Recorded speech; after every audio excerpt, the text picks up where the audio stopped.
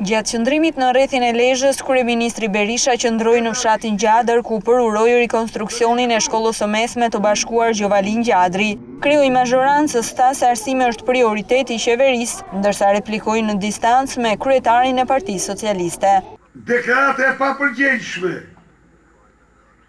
e kreut të Partisë Socialiste sot, i cili 3 javë më parë do të shpalte mësueset dhe mësuesit tanë ignorant, më të padijshëm se ata kishin 100 vjet më parë, do të quhen të fëmijët, do të krahason të fëmijët, nxënësit dhe nxënësit me delet.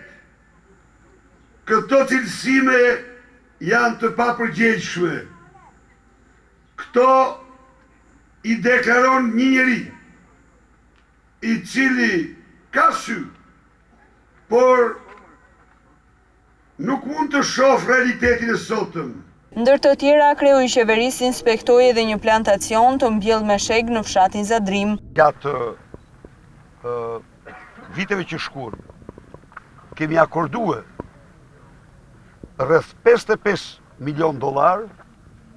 Gjatë 4 viteve që vinë, ne do të akordojmë 3 herë më shumë, sepse pjesa tjetër shumë e madhe do të akordohet nga marrja e statusit të vendit kandidat. Berisha tha se investimet në zonat rurale mbeten një prioritet i qeverisë së tij.